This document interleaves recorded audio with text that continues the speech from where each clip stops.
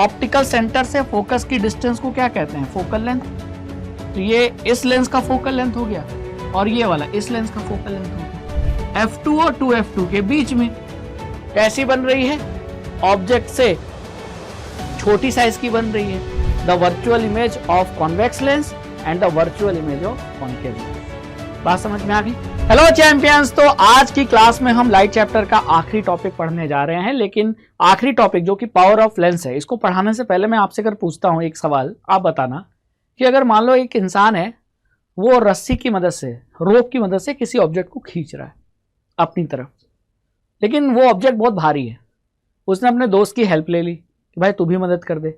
अब दोनों मिलकर खींच रहे हैं तो दोनों की पावर ऐड हो जाएगी ना, होगी कि नहीं? आप कहोगे यस। तो बस यहां भी तो वही है। तो लेंस की जो पावर है वो कैसे निकाली जाती है, और अगर एक से ज्यादा लेंस है तो कॉम्बिनेशन ऑफ लेंस का कैसे पावर निकालेंगे, वो सारा कुछ हम आज पढ़ने वाले हैं। ठीक है, तो चलिए देखते हैं क्या है। सबसे पहले तो पावर ऑफ लेंस की डिफिनीशन क्या है। अब आप ये बताओ, मैं आपको डायग्राम से समझाता हूं, आप खुद बताना कौन सा लेंस ज्यादा पावरफुल है। ये कॉन्वेक्स लेंस है, ठीक है, ये भी एक कॉन्वेक्स लेंस है, ठीक है। अब पहले वाले कॉन्वेक्स लेंस ने, ठीक है, ये पहला कॉन्वेक्स लेंस है, इसने लाइट रेस को क्या किया? इसने लाइट रेस को बहुत दूर पर कन्वर्ज किया, ये फोकस हो गया, ठीक है। तो ये ऑप्टिकल सेंटर, तो ये ऑप्टिकल सेंटर से इतने दूरी पर जाकर ये कन्वर्ज करता है और यहां क्या बनती है? इमेज बनती है। अब यही डायग्राम मैं यहां बनाता हूं कि ऑब्जेक्ट से लाइट आई और ये लाइट रेज बहुत ही कम डिस्टेंस पे कन्वर्ज हो गई, और जहां कन्वर्ज हुई वो फोकस, ये फोकस इस लेंस का है और ये फोकस इस लेंस का है। अब आप ही बताइए, अब आपको पता है ऑप्टिकल सेंटर से फोकस की डिस्टेंस को क्या कहते हैं? Focal length. तो ये इस लेंस का फोकल लेंथ हो गया और ये वाला इस लेंस का फोकल लेंथ हो गया।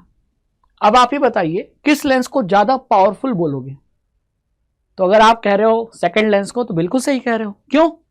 सेकंड लेंस क्यों ज्यादा पावरफुल है? क्योंकि इसने लाइट रेस को ज्यादा बेंड किया, और ज्यादा बेंड होने पर लाइट रेस जल्दी मिल गई, लेंस के करीब ही मिल गई। और यहां क्या किया?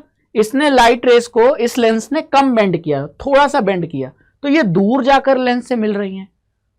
तो जो ज्यादा मोड़ेगा लाइट रेस को, वो लेंस ज्यादा पावरफुल होगा, और जो ज्यादा पावरफुल होगा उसका फोकल लेंथ कम होगा।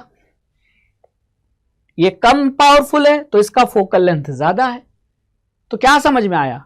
लाइट रेस को कन्वर्ज करना या डाइवर्ज करने की जो डिग्री है, कैपेसिटी है, द डिग्री ऑफ कन्वर्जेंस और divergence of light ray by a lens, चाहे वो कॉन्वेक्स लेंस हो, कॉन्वेक्स लेंस होगा तो कन्वर्ज करेगा ज्यादा, और कॉन्केव लेंस होगा तो वो ज्यादा से ज्यादा डाइवर्ज करेगा। तो वो कितना कम, कितना कन्वर्ज या कितना डाइवर्ज करता है कोई लेंस, इसी को लेंस की पावर कहते हैं। तो द डिग्री ऑफ कन्वर्जेंस और divergence of light rays by a lens is express in terms of power. तो जिस लेंस की पावर ज्यादा होगी, इसका मतलब उसका लेंस का फोकल लेंथ क्या होगा? कम होगा। तो यानी पावर ऑफ लेंस और फोकल लेंथ में कैसा रिलेशन है? इनवर्स रिलेशन है। इसीलिए पावर ऑफ लेंस का फॉर्मूला क्या होता है? P = F नहीं होता, P = 1/F होता है। बात समझ में आया? अब आप समझ गए होंगे कि ये फॉर्मूला आया कैसे। पावर ऑफ लेंस का फॉर्मूला क्या होता है?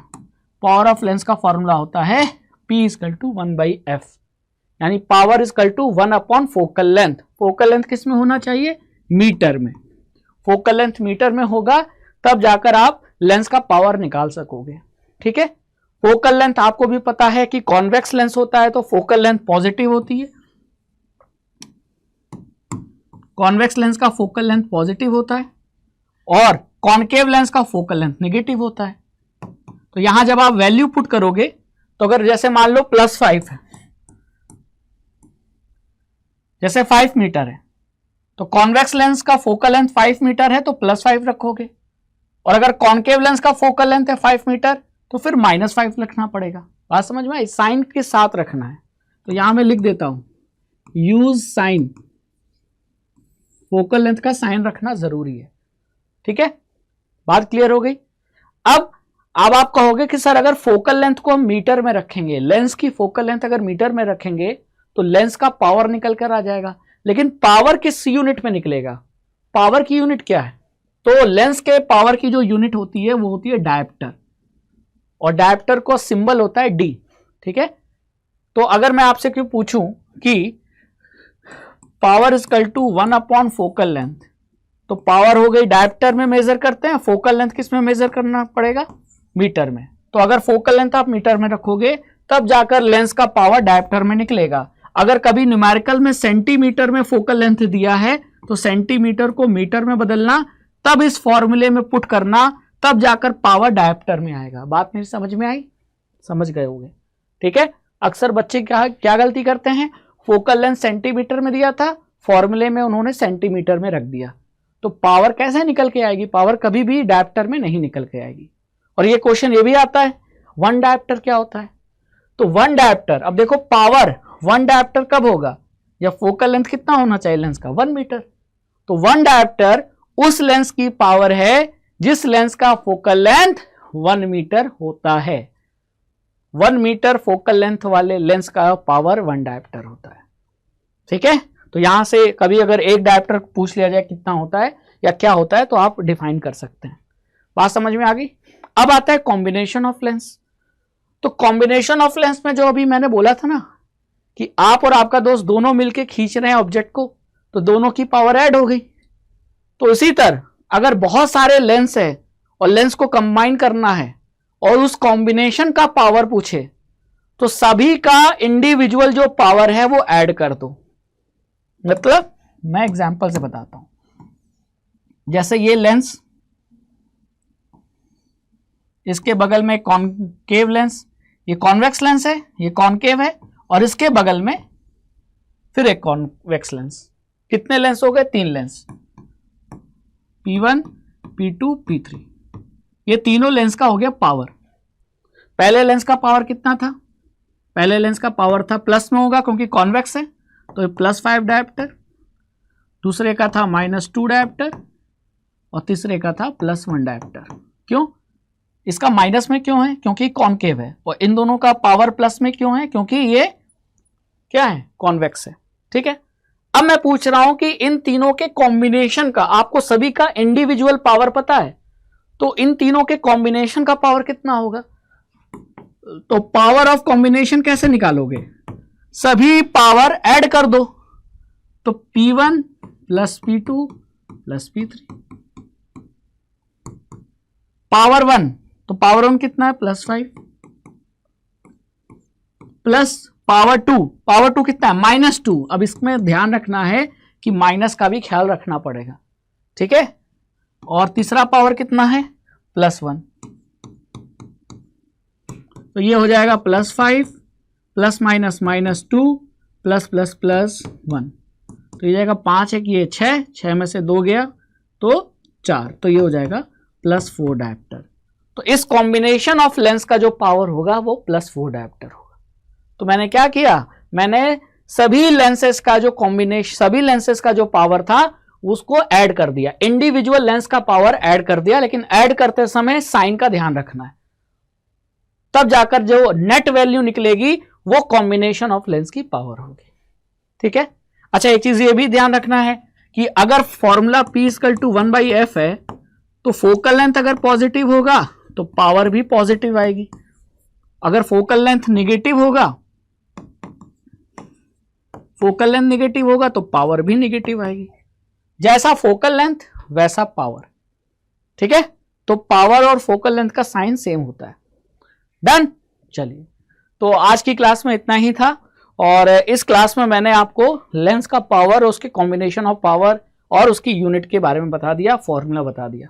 ठीक है, और डिफिनीशन भी पावर ऑफ लेंस की बता दी, और अब ये चैप्टर कंप्लीट होता है। आई होप कि इस पूरे चैप्टर की जर्नी में आपने बहुत अच्छे से पढ़ा होगा और बहुत ही क्लियरली कंसेप्ट समझ में आए होंगे। तो आज का ये लेक्चर यहीं समाप्त होता है। जय हिंद, जय Bharat, thank you so much. चेहरे पर मत जाइएगा, थ्योरी पे जाइएगा, यानी कि चैप्टर को देखकर मत डरिए, चैप्टर के अंदर पढ़िए, सब समझ में आएगा। ठीक है, चलो thank you so much, bye bye. Hello champions, तो आज की क्लास में हम पढ़ने वाले हैं image formation by spherical lenses using ray diagram. ऐसा ही आपने मिरर के केस में पढ़ा था, लेकिन अब हमें लेंस के बारे में पढ़ना है कि लेंस जब ऑब्जेक्ट लेंस के सामने रखा जाए तो ऑब्जेक्ट की इमेज कैसा बनाता है, कहां बनाता है, ये हमको पढ़ना है विद द हेल्प ऑफ रे डायग्राम।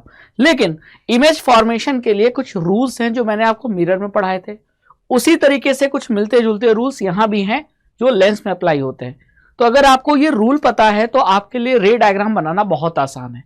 तो सबसे पहला जो रे डायग्राम का रूल है वो ये है कि अगर आपको रे डायग्राम बनाना है तो अगर कोई पैरेलल लाइट रे आप पास कर रहे हो प्रिंसिपल एक्सिस के, अगर कोई पैरेलल लाइट रे किसी कॉन्वेक्स या कॉनकेव लेंस से पास कर रहे हो तो वो रिफ्रैक्शन के बाद कहां से पास होगा, आपको कहां से पास करना है, तो उसे आप फोकस से पास करेंगे। ठीक है, जैसे यहां ये पैरेलल लाइट रे थी और कन्वर्ज होकर कहां से पास हुई, फोकस से। और अगर कॉनकेव लेंस है तो ये पैरेलल लाइट रे फोकस से सचमुच में तो पास होगी नहीं, क्योंकि कॉनकेव लेंस तो डाइवर्ज करता है, तो ये डाइवर्ज होकर ये ऐसे चली जाएगी। लेकिन ऐसा लग रहा है कि वो कहां से आ रही है, वो फोकस से आ रही है ना। तो कॉन्वेक्स के लेंस के केस में सचमुच में फोकस से पास होगी और कॉनकेव लेंस के केस में फोकस से निकलती हुई अपीयर होगी अगर पैरेलल लाइट रे है। ये पहला रूल है। ठीक है, तो पैरेलल वाली को फोकस से पास कराना है या फोकस से निकलती हुई दिखाई देना है, दोनों लेंस के बारे में आपने देख लिया, ये पहला रूल है। ठीक है, अब आते हैं दूसरा रूल। दूसरा रूल क्या कहता है कि जो लाइट रे किसी लेंस के फोकस से पास हो रही है वो रिफ्रैक्शन के बाद प्रिंसिपल एक्सिस के क्या हो जाएगी, पैरेलल हो जाएगी। ये देखो, फोकस से पास हुई, कॉन्वेक्स लेंस से पास होने के बाद ये क्या हो गई, प्रिंसिपल एक्सिस के पैरेलल हो गई, है ना। यहां भी ये लाइट रे देखो, ये लाइट रे किधर जा रही है, ये कॉनकेव लेंस के फोकस की तरफ जा रही है और लेंस से पास होने के बाद ये प्रिंसिपल एक्सिस के क्या हो गई, पैरेलल हो गई। तो फोकस से जान पास होने वाली रिफ्रैक्शन के बाद वो लेंस के रिफ्रैक्शन होने के बाद वो क्या हो जाएगी, पैरेलल। पैरेलल वाली फोकस, फोकस वाली पैरेलल, ये सेकंड रूल है। और थर्ड रूल यहां आपको ये ध्यान रखना है कि जो लाइट रे लेंस के ऑप्टिकल सेंटर, लेंस का जो सेंटर होता है उसे क्या कहते हैं, ऑप्टिकल सेंटर। तो जो लाइट रे लेंस के ऑप्टिकल सेंटर से पास हो रही है वो बिना किसी डेविएशन के सीधी पास हो जाएगी, चाहे वो कॉन्वेक्स लेंस हो या कॉनकेव लेंस हो। यहां भी देखिए, ये लाइट रे ऑप्टिकल सेंटर से बिना किसी डेविएशन के सीधी पास हो गई। तो रे डायग्राम बनाते समय आपको यही रूल अप्लाई करना है, पैरेलल वाली को फोकस से, फोकस वाली को पैरेलल कर देना है और जो ऑप्टिकल सेंटर से पास हो रही थी उसको बिना किसी डेविएशन के सीधे पास कर देना है। अब आप इस रूल को अप्लाई करके रे डायग्राम की मदद से आप इमेज बना सकते हैं और इमेज का नेचर बता सकते हैं। तो सबसे पहले हम आइए पढ़ेंगे कि कॉन्वेक्स लेंस कैसी इमेज बनाता है, कॉन्वेक्स लेंस का इमेज फॉर्मेशन। तो यहां टोटल कितने केसेस हैं, जैसे कॉनकेव मिरर में 6 केसेस थे, तो कॉन्वेक्स लेंस के केस में भी कितने केसेस हैं, 6 केसेस हैं। ठीक है, और टोटल 6 केसेस में ये वाला केस पहला है, फर्स्ट केस। तो याद कीजिए, कॉनकेव मिरर में हमने जो पहला केस पढ़ा था उसमें ऑब्जेक्ट कहां रखा था, इन्फिनिटी पर, है ना। यहां भी ऑब्जेक्ट कहां रखेंगे, इन्फिनिटी पर, किसके सामने, कॉन्वेक्स लेंस के सामने। तो जो ऑब्जेक्ट इन्फिनिटी पर होता है उससे निकलने वाली लाइट रेज हमेशा क्या एज्यूम करते हैं, पैरेलल। किसके पैरेलल, प्रिंसिपल एक्सिस के पैरेलल। तो यहां ये वाली लाइन प्रिंसिपल एक्सिस है तो इसके पैरेलल क्या मानेंगे, लाइट रेज। क्यों, क्योंकि ये लाइट रेज एक ऐसी ऑब्जेक्ट से आ रहे हैं जो कि ऑब्जेक्ट कहां है, इन्फिनिटी पर। तो इन्फिनिटी पर रखे हुए ऑब्जेक्ट से आने वाली लाइट रेज हमेशा क्या होती है, पैरेलल। और अभी आपने रूल पढ़ा कि पैरेलल लाइट रे को कहां से पास करनी है, पहला रूल, पैरेलल लाइट रे हमेशा कहां से पास होगा, फोकस से। क्लियर। तो ये सारी लाइट रे कहां से पास होगी, फोकस से, फोकस से, फोकस से, फोकस से। और फोकस पे सारी लाइट रे मिलेंगी, तो जहां सारी लाइट रे मिलती हैं वहां कौन सी इमेज बनती है, रियल इमेज बनती है, इन्वर्टेड इमेज बनती है। और कैसी बनेगी, बिल्कुल पॉइंट साइज की, यानी छोटी, यानी हाईली डिमिनिश्ड। ठीक है, तो अगर किसी कॉन्वेक्स लेंस के सामने अगर ऑब्जेक्ट इंफिनिटी पर है तो उस ऑब्जेक्ट की इमेज कहां बनती है, फोकस पे बनती है। किस फोकस पे, अपोजिट साइड जो फोकस है। अगर इमेज ऑब्जेक्ट कहां है, लेफ्ट साइड, तो जो राइट साइड वाला फोकस है यहां उस पर इमेज बनेगी। तो अगर इधर ऑब्जेक्ट है तो यहां आपकी फोकस पे इमेज बन रही है। तो फोकस पे इमेज बनी F2 पे, कैसी बनी, हाईली डिमिनिश्ड, बहुत छोटी, और रियल और इन्वर्टेड बनी। क्लियर। और यही वाला केस यूज करके हम पेपर में आग लगा सकते हैं। जी हाँ, मैग्नीफाइंग ग्लास अगर आपको दे दे और बोला जाए कि मैग्नीफाइंग ग्लास की मदद से पेपर में आग लगाओ, तो क्या करोगे, मैग्नीफाइंग ग्लास को सन की तरफ रख दो, है ना, और मैग्नीफाइंग ग्लास के एक तरफ यानी जमीन पर आप पेपर रख दीजिए और मैग्नीफाइंग ग्लास के ऊपर सनलाइट पड़ेगी तो सनलाइट सारी कहां पॉइंट हो गई, कहां मिलेगी, फोकस पे। और अगर आपने फोकस पे पेपर रखा है तो लाइट रे कंसंट्रेट हो जाने, सनलाइट कंसंट्रेट हो जाने के कारण फोकस पे हीट बढ़ जाएगी और फोकस पे रखे हुए कागज में आग लग जाएगी। तो कॉनकेव मिरर की मदद से भी हम पेपर में आग लगा सकते हैं और कॉन्वेक्स लेंस की मदद से भी हम पेपर में आग लगा सकते हैं, और वो यही वाला केस है। तो ये पहला केस हो गया। अब आते हैं सेकंड केस। सेकंड केस में ऑब्जेक्ट को थोड़ा करीब ले जाएंगे, किसके करीब, कॉन्वेक्स लेंस के करीब। तो अभी ऑब्जेक्ट कहां था, इंफिनिटी पर। अब बियॉन्ड 2f, क्या, बियॉन्ड 2f, 2f को हम c भी कह सकते हैं, चाहे c लिखो चाहे 2f लिखो, लेकिन यहां हम 2f लिखते हैं। बात समझ में आ गई। तो ऑब्जेक्ट कहां रखा है, ऑब्जेक्ट रखा है बियॉन्ड 2f, ये रहा ऑब्जेक्ट बियॉन्ड 2f, है ना, ये 2f1 है, ये f1, ये f2, ये 2f2। क्लियर। अब ऑब्जेक्ट अगर 2f के बियॉन्ड है तो यहां से एक लाइट रे पैरेलल निकलेगी, तो वो पैरेलल वाली कहां से पास होगी, फोकस से। ये देखिए फोकस से पास हो रही, और जो लाइट रे ऑप्टिकल सेंटर से पास होगी वो बिना किसी डेविएशन के सीधे पास हो जाएगी। तो जब ये सीधी पास होगी तो ये दोनों लाइट रे कहां मिल रही हैं, इस पॉइंट पर। तो इस पॉइंट पर क्या बनेगी, इमेज। और ये पॉइंट जो इमेज बन रही है वो कहां बन रही है, F2 और 2F2 के बीच में। कैसी बन रही है, ऑब्जेक्ट से छोटी साइज की बन रही है और रियल और इन्वर्टेड बन रही है, क्योंकि सचमुच में लाइट रे मिल रही है ना। तो अगर कॉन्वेक्स लेंस के सामने अगर आपने ऑब्जेक्ट को बियॉन्ड 2f रखा है ना, तो उसकी real inverted image, diminished image कहां बनती है, बिटवीन F2 एंड 2F2। बात समझ में आ गई। रियल इमेज क्यों बोला, क्योंकि सचमुच में ये दोनों लाइट रे मिल रही है। अब आप ये बताइए कि रे डायग्राम बनाते समय आपने जो रूल पढ़ा था वो हेल्प कर रहा है कि नहीं। आपने रूल पढ़ा था कि पैरेलल वाली को फोकस से पास करते हैं, ऑप्टिकल सेंटर को सीधे पास करा देते हैं। तो वही तो यूज करके हमने ये रे डायग्राम बनाया, और रे डायग्राम बनाया तो हमें क्या मिला, ऑब्जेक्ट की इमेज मिली। तो इमेज फॉर्मेशन के लिए जो मैंने आपको ये रूल पढ़ाए हैं, 3 रूल लेंस के केस में, वो आपको पता होना चाहिए। ठीक है, चलिए, तो सेकंड केस हो गया। अब आते हैं थर्ड केस।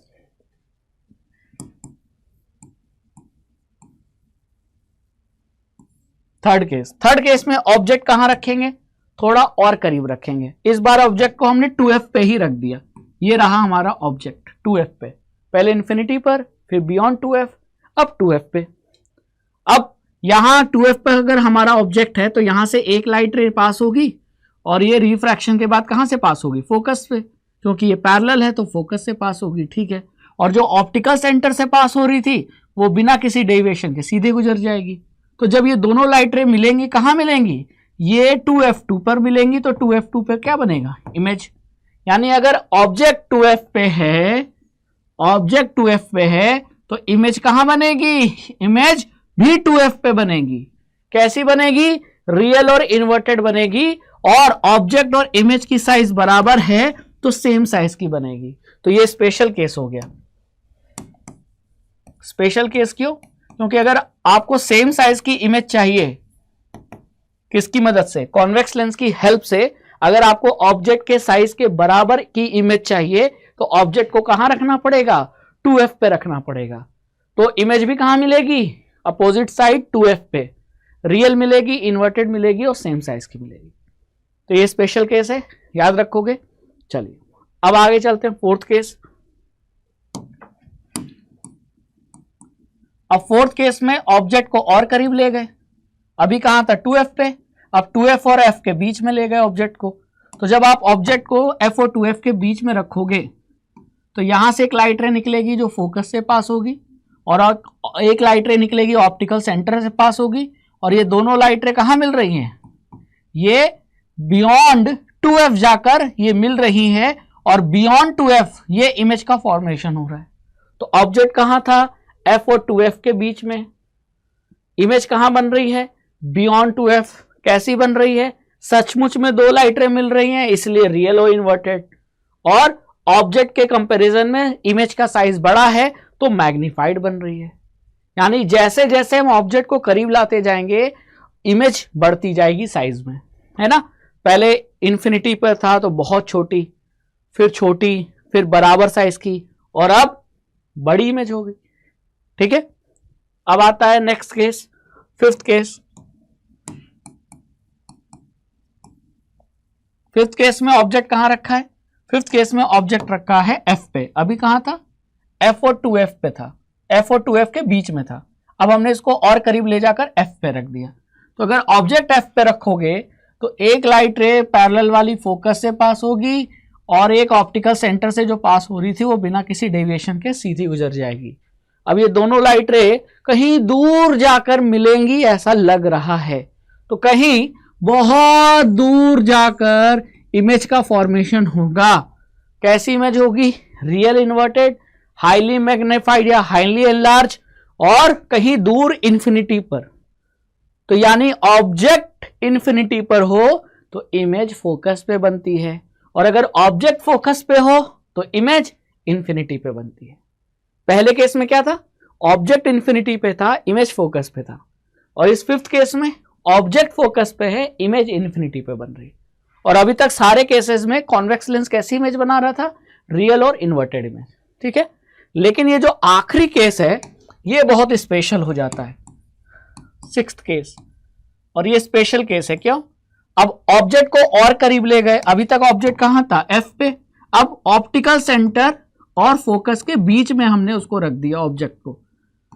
तो जब आप ऑब्जेक्ट को O और F के बीच में रखोगे तो उस ऑब्जेक्ट की रियल नहीं वर्चुअल इमेज बनेगी, क्योंकि यहां ये लाइट रे जो पैरेलल है वो फोकस से पास होगी, और जो ऑप्टिकल सेंटर से पास हो रही थी वो ऐसे पास हो जाएगी। अब ये दोनों लाइट रे एक दूसरे से दूर जा रही हैं, ये दोनों लाइट रे एक दूसरे से दूर जा रही हैं, लेकिन इनको आगे बढ़ाने पर ऐसा लग रहा है कि ये दोनों लाइट रे दूर किसी एक पॉइंट से निकल रही है। इस पॉइंट से ये लाइट रे निकल रही है ऐसा लग रहा है। तो इस पॉइंट पर इस ऑब्जेक्ट की क्या बन गई, इमेज। तो क्या सचमुच में लाइट रे मिली, नहीं। तो जब सचमुच में मिलती है तो रियल इमेज बनता है, लेकिन जब सचमुच में लाइट रे नहीं मिलती है तो ये वर्चुअल इमेज बनता है। तो जब ऑब्जेक्ट O और F के बीच में हो तो ऑब्जेक्ट की वर्चुअल इमेज बनती है, जो कि साइज में ऑब्जेक्ट से बड़ी बनती है। ये स्पेशल केस है कॉन्वेक्स लेंस का। ठीक है, याद रहेगा, याद रहेगा, बहुत बढ़िया, बहुत इंपॉर्टेंट है। तो ऑब्जेक्ट कहां था, O और F के बीच में, इमेज कहां बना, इमेज कहां बना, on the same side as the object. यानी जैसे ऑब्जेक्ट कहां है, लेंस के लेफ्ट साइड, तो इमेज भी कहां बन रही है, लेफ्ट साइड। तो जिधर ऑब्जेक्ट है उधर ही इमेज बनेगी, वर्चुअल और इरेक्ट बनेगी, और ऑब्जेक्ट से बड़ी बनेगी यानी एनलार्ज इमेज बनेगी। ठीक है, तो ये रहा image formation by convex lens. लेकिन अब आते हैं image formation bye concave lens. अब यहां 6 केसेस नहीं है, यहां कॉन्वेक्स मिरर की तरह 2 ही केसेस हैं। जैसे कॉन्वेक्स मिरर में 2 केसेस थे, यहां भी सिर्फ 2 ही केसेस हैं। ठीक है, पहला केस में हमेशा इमेज ऑब्जेक्ट कहां रखेंगे, इंफिनिटी पर। तो अगर कॉन्केव लेंस के सामने ऑब्जेक्ट इंफिनिटी पर है तो ऑब्जेक्ट से निकलने वाली लाइट रे हमेशा पैरेलल होगी। अब ये पैरेलल लाइट रेस क्या हो जाएंगी, डाइवर्ज। तो डाइवर्ज होने पर ऐसा लग रहा है कि किसी एक पॉइंट से ये लाइट रे निकल रही है। ऐसा लग रहा है ना, इस पॉइंट से निकल रही है, तो इस पॉइंट पर उस इन्फिनिटी पर रखे हुए ऑब्जेक्ट की क्या बनेगी, वर्चुअल इमेज बनेगी, जो बिल्कुल छोटी पॉइंट साइज की होगी। तो अगर कॉनकेव लेंस के सामने ऑब्जेक्ट इन्फिनिटी पर है तो उसकी इमेज फोकस पे बनेगी, वर्चुअल इरेक्ट बनेगी और हाईली डिमिनिश्ड यानी बहुत छोटी बनेगी। और अगर इन्फिनिटी को छोड़कर आप ऑप्टिकल सेंटर और इन्फिनिटी के बीच में कहीं भी ऑब्जेक्ट को रख दीजिए कॉनकेव लेंस के सामने, तो कॉनकेव लेंस क्या करेगा, तो ये रहा ऑब्जेक्ट, कहां रखा है, ऑप्टिकल सेंटर और इन्फिनिटी के कहीं बीच में, कहीं भी रख दीजिए, कहीं भी मतलब 2f पे रख दीजिए, f पे रख दीजिए, 2f और f के बीच में रख दीजिए, है ना, कोई दिक्कत की बात नहीं है। बात समझ में आई? क्लियर? तो यहां से एक लाइट रे पैरेलल निकलेगी, ये डाइवर्ज हो जाएगी, और यहां से एक लाइट रे पैरेलल मतलब ऑप्टिकल सेंटर की तरफ जाएगी, वो सीधे गुजर जाएगी। तो अब ये दोनों लाइट रे तो मिलना नहीं है, लेकिन अगर मैं इसको पीछे बढ़ाता हूं, इस पॉइंट पर ऐसा लग रहा है कि लाइट रे मिल रही हैं, लग रहा है, एक्चुअल में नहीं मीट हो रही है। तो यहां आपकी क्या बनेगी, इमेज किसकी, ऑब्जेक्ट की, जो कि सीधी रहेगी यानी वर्चुअल और इरेक्ट रहेगी, लेकिन साइज में छोटी रहेगी। तो ये डिमिनिश्ड इमेज बना रहा है।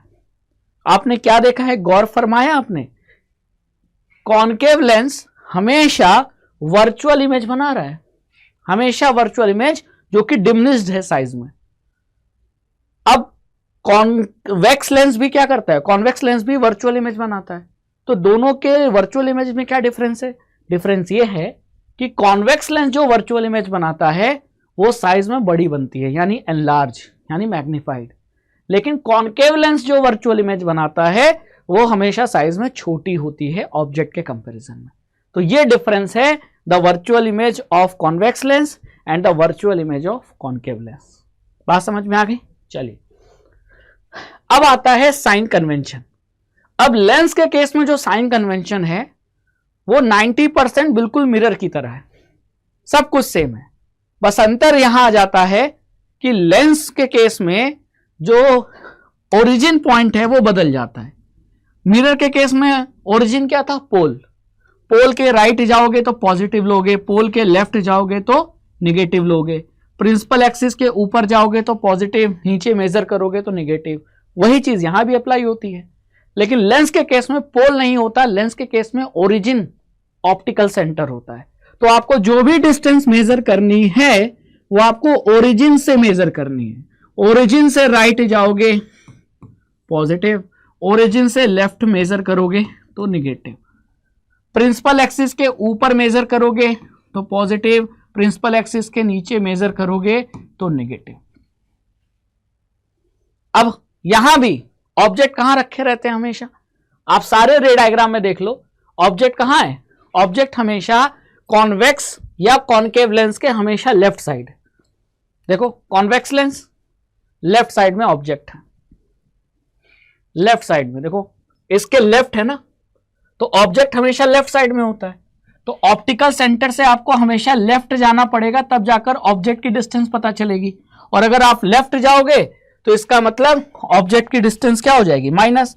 यानी कि जैसा मिरर में u हमेशा माइनस होता है, वैसा लेंस के केस में भी u हमेशा माइनस होता है। ऑब्जेक्ट की डिस्टेंस हमेशा माइनस लेनी है, और ऑब्जेक्ट को हमेशा प्रिंसिपल एक्सिस के ऊपर रखते हैं। तो अगर आप ऑब्जेक्ट को हमेशा ऊपर रखोगे तो ऑब्जेक्ट की हाइट हमेशा क्या लोगे, प्लस। तो ऑब्जेक्ट की हाइट हमेशा प्लस लेते हैं, यह भी ध्यान रखना है, ठीक है। देख लो, आप खुद देखो, ये ऑब्जेक्ट है, कहां रखा है, आप कहोगे कि सर ये जो प्रिंसिपल एक्सिस है इसके ऊपर ऑब्जेक्ट रखा है, तो फिर ये हाइट को आप, ये ऑब्जेक्ट की हाइट हो गई, हाइट कह लो या साइज कह लो, ये ऑब्जेक्ट का डिस्टेंस हो गया, ये u हो गया, ये हाइट ऑफ ऑब्जेक्ट हो गया। तो u तो माइनस होगा, क्यों, क्योंकि ओरिजिन से आपको लेफ्ट जाना पड़ेगा तब जाकर ऑब्जेक्ट मिलेगा। तो ये ऑब्जेक्ट की जो डिस्टेंस है वो ओरिजिन से लेफ्ट जाने पर मिलेगी, तो u का साइन तो माइनस होगा। लेकिन ऑब्जेक्ट जो है वो प्रिंसिपल एक्सिस के ऊपर है, तो हाइट ऑफ ऑब्जेक्ट हमेशा क्या होगा, प्लस होगा, हमेशा। ये मिरर में भी अप्लाई होता है और ये लेंस में भी अप्लाई हो रहा है ना। चाहे ये देख लो, चाहे यहां भी देख लो, ओरिजिन से लेफ्ट जाओगे तो ऑब्जेक्ट मिलेगा यानी u का साइन माइनस, और प्रिंसिपल एक्सिस के ऊपर है तो हाइट ऑफ ऑब्जेक्ट क्या हो जाएगा प्लस। लेकिन इमेज की डिस्टेंस जो है वो डिपेंड करेगी कि इमेज कहां बन रही है। अब जैसे इस केस में इमेज कहां है, ये है इमेज, तो आपको ऑप्टिकल सेंटर से राइट जाना पड़ेगा तब जाकर इमेज की डिस्टेंस मिलेगी। तो राइट जाने पर साइन क्या लेंगे, इमेज का प्लस लेंगे। और ये जो इमेज है ये प्रिंसिपल एक्सिस के नीचे बन रही है, तो ये इमेज ऑफ, ये किसकी हाइट हो गई, ये हाइट ऑफ इमेज हो गई। तो ये हाइट ऑफ इमेज क्या लोगे, प्लस की माइनस। तो प्रिंसिपल एक्सिस के नीचे जो भी हाइट मेजर करते हैं वो माइनस लेते हैं। यही मैं समझाने की कोशिश कर रहा हूं, ठीक है। तो डिपेंड करता है कि आप v और u किस तरीके से लेना। अब देखो जैसे यहां है, इस केस में u क्या हो जाएगा, u आपका माइनस रहेगा, ये ऑब्जेक्ट है।